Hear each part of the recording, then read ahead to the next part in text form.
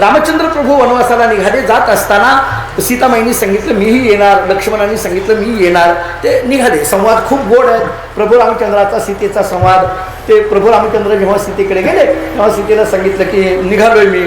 म्हणले कुठं? वनवासाला निघालेलो आहे. मग मला का सांगायला लागलात? नाही म्हटले तुला सांगायला आलो. ते म्हटले का? ते म्हटले परवानगी घेण्याकरता आलो. सीताबाईंनी विचारलं परवानगी घेण्याकरता माझी आलात? हो. म्हणजे तुम्ही माझी परवानगी घेताय? हो. सीताबाईंनी प्रभू रामचंद्रांकडे पाहिलं आणि प्रभू रामचंद्रांना सांगितलं प्रभू बहुतेक तुम्हाला वेदांताचा अभ्यास कमी आहे. हे ऐका, बोलणारे सीतामाई आहेत आणि बोलतायत कुणाला? रामप्रभूला. तुम्हाला वेदांताचा अभ्यास कमी आहे. हे त्यांनीच बोलू जाणं आणि त्यांनाच बोलू जाणं. आपल्याला कोणी असं म्हणेल का? आपल्याला ते नाही. आपल्याला कसे कानावर शब्द आहेत माहिती आहे का? तुम्हाला काय डोक्याचा भाग आहे का? आणि हे वाक्य ऐकूनच आम्ही डोक्यावरचा फिटा घेऊन धरून निघतो. हे किती विशेष आहे. हे तुम्हाला वाटतं आम्हाला फार डोकं आहे. बस झालं एवढंच. किती वैशिष्ट्यपूर्ण गंमत आहे. पण सीताबाईंनी सांगितलं बहुतेक तुम्हाला वेदांताचा अभ्यास कमी आहे. प्रभूंनी सांगितलं असं का म्हणते? सीताबाईंनी विचारलं प्रभू तुम्ही माझी परवानगी घेताय मान्य आहे, परंतु परवानगी करता किती जण लागतात? म्हटले दोघं. मग सीताबाईंनी विचारलं प्रभू इथं दोघं कोण आहे? प्रभू रामचंद्रांनी सांगितले एक मी आणि दुसरी तू. एक मी आणि दुसरी तू. सीताबाईंनी प्रभू रामचंद्रांना सांगितलं प्रभू मी तुमच्या दृष्टीने तू कधी झाली? हे बघा हे वाक्य मला सांगायचं होतं. मी तुमच्या दृष्टीने तू कधी झाली? कारण तू हा शब्द आपल्यापासून जे भिन्न आहे त्याला येतो. तो हा शब्द स्वरूपवाचक नाही, तो स्वरूप भिन्न वाचक आहे. तो हा शब्द, मी हा शब्द स्वरूपवाचक आहे आणि तो हा शब्द स्वरूप भिन्न वाचक आहे. म्हणजे तू हा शब्द जर तुम्ही मला वापरत असाल तर मी तुमच्यापासून वेगळी आहे असा त्याच्यातून अर्थ निघतो. आता प्रभू रामचंद्रही जरा सावरले. अरे हे काय गोंधळ आहे. प्रभू रामचंद्रांच्याही लक्षात येईन आपण काय बोलतो. बऱ्याचदा आपल्याला घरी कळतच नाही आपण आपल्या बायकोला काय बोलतोय. हा हे लक्षात ठेवा. हे अशातलाच आहे. फक्त आपण दुसरंच बोलतो हे तिसरंच चाललंय एवढंच आहे. ती प्रभू रामचंद्रांच्या लक्षात आलं अरे हे फार पुढलं प्रकरण आहे. प्रभूंनी सांगितलं म्हणजे मग तुला काय म्हणायचं? सीताबाईंनी सांगितलं प्रभू तू हा शब्द स्वरूप भिन्न वाचक आहे आणि मी हे तुमचं स्वरूप आहे. पतीची या मता अनुसरणी पतिव्रता. रामायणामध्ये दृष्टांत असे दिलेले आहेत. प्रभू रामचंद्र साखर आहे तर त्याच्यातली गोडी म्हणजे सीतामाई आहे. प्रभू रामचंद्र फूल आहे तर त्याच्यातला सुगंध म्हणजे सीतामाई आहे. प्रभू रामचंद्र पद आहे तर त्याच्यातला अर्थ म्हणजे सीतामाई आहे. प्रभू रामचंद्र चित्त आहे तर त्याच्यातलं चैतन्य म्हणजे सीतामाई आहे. मग आता गोडीला साखरेपासून वेगळं करता कसं हे कळण्याकरता एक रुक्मिणी स्वयंवरातली ओवी देतो. थोडी वेगळी म्हणजे विषयाला धरूनच आहे, अवांतर नाही. जितकं अलीकडे अवांतर चाललंय तितकं तरी नाहीये हे. थोडं तिथल्या तिथं फक्त एक ओवी देतो. मी काही फार अवांतर बोलणार नाही. मला प्रमाणात संत वाङ्मयाशिवाय मला दुसरं येत नाही आणि येऊ नये आणि बोलू नये. विठ्ठल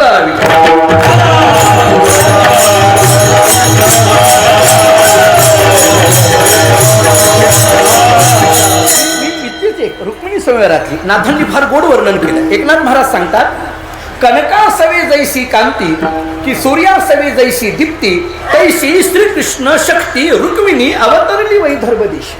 ऐका, कनका सवे जैसी कांती. कांती या शब्दाचा अर्थ झळाळी. कनक म्हणजे सोनं. सोन्याबरोबर सोन्याची झळाळी कायम आहे. सूर्याबरोबर सूर्याचा प्रकाश कायम आहे. तसं परमात्म्याबरोबर परमात्म्याची शक्ती कायम आहे. म्हणजे जिथं जिथं राम तिथं तिथं सीता, जिथं जिथं कृष्ण तिथं तिथं रुक्मिणी. म्हणजे जिथं राम असेल तिथं सीता. मी तुमच्याबरोबर येणार. राम निघाले, सीता त्यांच्याबरोबर निघाल्या. लक्ष्मणजीही त्यांच्याबरोबर त्यांनी सांगितलं मीही येणार. तिघं रथात बसले. रथ अयोध्येच्या बाहेर आला. ऐका, आणि सगळे अयोध्यावासीय रथाच्या मागे निघाले. रामचंद्र प्रभूंनी सांगितलं विचार केला मला वनवास सांगितलाय, मी वनवासाला चाललो. सीता माझी बायको आहे, माझ्याबरोबर येणं ठीक आहे. लक्ष्मण माझा भाऊ आहे, तो माझ्याबरोबर येणं ठीक आहे. पण हे अयोध्यावासी का निघाले? माझ्यामुळे यांना का त्रास? राम खाली उतरतात, सगळ्या अयोध्यावासियांना हात जोडतात आणि माझ्याबरोबर वनवासाला येण्याने तुम्हाला काय मिळणार आहे? माझ्याबरोबर वनवासाला संगतीमध्ये, माझ्या संगतीमध्ये येण्याने तुम्हाला काय मिळणार आहे? कोणी प्रश्न केला? रामचंद्र प्रभूंनी. कोणाला केला? अयोध्यावासियांना. नीट ऐका. प्रभू रामचंद्र सांगतात माझ्या संगतीमध्ये वनवासाला येण्याने तुम्हाला काय मिळणार आहे? तेव्हा अयोध्यावासियांनी जी उत्तर दिलं ती भावार्थ रामायणातली ओवी फार गोड आहे. ती ओवी अशी आहे. अयोध्यावासियांनी सांगितलं श्रीरामा तुझी या संगती, श्रीरामा तुझी या संगती आम्ही पाहू ब्रह्मनिश्चिती, वनवास तो बापुडा किती, भय निश्चिती आम्हा नाही. आता मला हीच ओवी आपण चालू असलेल्या अभंगामध्ये बसवायची आहे. माझा विषय पुन्हा चालू आहे. तुझी ये संगती झाली आमची निश्चिंती. आता रामायणातली ही ओवी घ्या. तुझी ये संगती श्रीरामा, तुझी या संगती झाली आमची निश्चिंती, आम्ही पाहू ब्रह्मनिश्चिती. विठ्ठला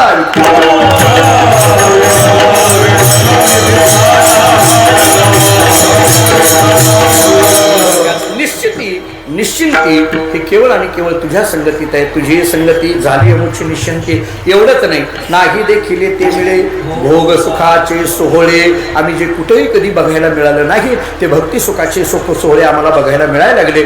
भगवंतांनी विचारलं, गोपाळा एवढं सगळं म्हणायला लागला, काही तुझ्या घरचं सांग. माझंच म्हटलं इथं सांगायला लागला सारखं, तुझ्या घरचं सांग. काही काही माणसाला दुसऱ्याची माहिती काढून घ्यायची सवय असते, आपलं राखून ठेवायचं आणि दुसऱ्याची माहिती काय, तुमच्याकडे काय चाललंय भाव, अरे तुझा सांग ना, बाकीचं बघू दे, तुमच्याकडे काय चाललंय, दुसऱ्याचं सांगत काढून घ्यायची सवय.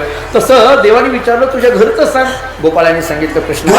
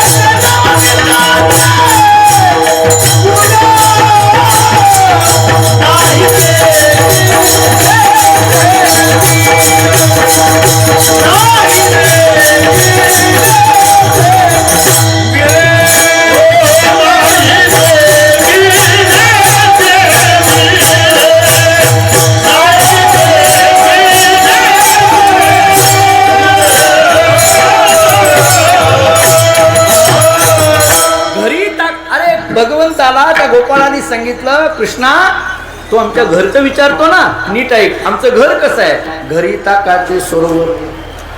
भगवंतानी हे ऐकलं. भगवान म्हणायला लागले, तुमच्या घरी ताकाचे सरोवर. सरोवर म्हणजे काय, तलाव. म्हणजे तुमच्या घरी ताकाचा तलाव आहे. भगवंतानी सांगितलं, मग घरीच जा ना. एकादशीच्या दिवशी ग्लासभर ताक मिळेना लोकांना, घरी जा ना. भगवंत त्या गोपाळाने सांगितलं, कृष्णा तू घरचं विचारलं म्हणून घरचं सांगितलं, पण इथं काय आहे सांगू. घरी ताकाचे सरोवर पण येथे नवनीताचे फूल. इथं मात्र नवनीत. नवनीत म्हणजे लोणी.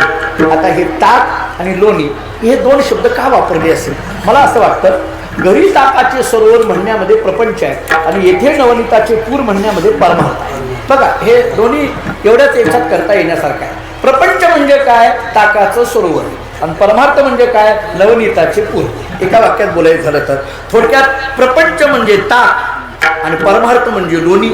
प्रपंच म्हणजे ताक म्हणजे असार आणि परमार्थ लोणी म्हणजे सार. त्रिगुण असार, निर्गुण हे सार. किंवा महाराजांचे फलकटतो संसार येत सार भगवंत. तरी मला माझ्या मनामध्ये कधी कधी प्रश्न पडतो, महाराजांनी असं घरी ताकाचे सरोवर असं का म्हटलं असेल आणि येथे नवनीताचे पूर असं का म्हटलं असेल. सरोवर शब्द प्रपंचाला का लावला आणि पूर शब्द हा परमार्थाला का लावला. थोडा याच्यातला बारकावा मला वाटत असलेला सांगून जायचं असेल तर, सरोवरातलं पाणी वेगळं असतं आणि पुरातलं पाणी वेगळं असतं. बघा पडतंय का. जे पाणी थांबलेलं आहे त्याचं नाव सरोवराचं पाणी आणि जे पाणी वाहत आहे त्याचं नाव पुराचं पाणी. याच्यातून लक्षात येतं, जो थांबलेला आहे तो प्रपंच आहे आणि जो वाहता म्हणजे वाढता आहे तो परमार्थ आहे. थोडक्यात ज्याच्यात घट असते तो प्रपंच असतो, ज्याच्यात वाढ असते तो परमार्थ असतो. हेही नाही पटलं तर दुसरं उदाहरण देऊ. साधं उदाहरण आहे, ऐका. प्रपंचामध्ये एकदा केलेली गोष्ट पुन्हा नको वाटते, बरोबर आहे काय.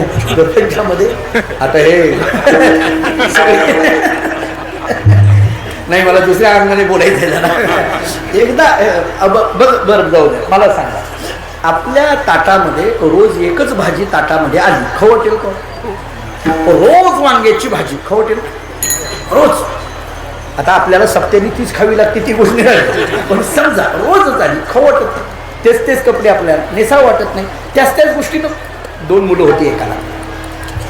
थोरल्याचं लग्न फार मोठं केलं तरी भव्य दिली, 50-50 लाख रुपये खर्च केले. आपल्यासारखी तुमच्या माझ्यासारखी माणसं लग्नाला गेली, लग्न झालेलं ते सगळं बघितलं आणि वरबापाला म्हणायला लागली, काय थोरल्या मुलाचं कसलं लग्न केलं तुम्ही? उगीच एकाने त्याला म्हटलं, का थोरल्याचंच इतकं भव्य दिव्य लग्न असेल तर धाकट्याचं कसं? त्या वरबापाने सांगितलं, महाराज धाकट्याचं उगं उरकून घेणार आहे, एवढं नाही मोठं करणार. काय जिरायचंय ती थोरल्यातच जिरलंय आमचं आता, बरोबर आहे. आता नाही म्हणले, उगं धाकट्याचं थोडक्यात करणार. म्हणजे तितकी भव्यता त्या लग्नाची, तितकी भव्यता नंतरच्या मुलाला होईलच असं सांगता येत नाही. उलट नको वाटायला लागते तेवढी भव्यता. म्हणजे ज्याच्यात घट आहे तो प्रपंच आहे. पण परमार्थाचं मात्र असं असतं, आपण गावकरी, आपण सगळी भाविक मंडळी अशी आहोत. आपल्या गावचा सप्ताह मोठा झाला, आम्ही जर म्हटलं अहो फार भव्य दिव्य सप्ताह झाला, गावकरी म्हणतात नाही नाही महाराज, याच्यापेक्षा पुढल्या वर्षी बघा तुम्ही, आता याच्या पेक्षा पुढल्या वर्षी बघा, त्याच्यापेक्षा पुढल्या वर्षी बघा, याच्यापेक्षा पुढल्या वर्षी बघा. म्हणजे प्रत्येक वर्षी आमच्या अंतःकरणातली परमार्थाबद्दलची गोडी वाढते आहे. भक्तिशास्त्रामध्ये प्रत्येक क्षण वर्धमान असं सूत्र आहे. किंवा ऐसे सुख नो हे भक्तिरस पुढता पुढती असं सेवावी, हे या दृष्टीने महाराजांनी सांगितलं. येथे नवनीताचे पूर हा परमार्थ म्हणजे लोण्याचा पूर आहे, थोडक्यात वाढ असलेला हा आहे. मग तो गोपाळ म्हणायला लागला, देवा तुझ्या संगतीमध्ये निश्चिंत झालो, तुझ्या संगतीमध्ये नाही देखील येथे असणारे भक्ती सुखाचे सोहळे मिळाले, तुझ्या संगतीमध्ये नवनीताचे पूर आम्हाला पाहायला मिळाले. तुला एक सांगू देवा, ढकलून दिलं तरी जाणार नाही अभंगाचा शेवटचा चरण. तुका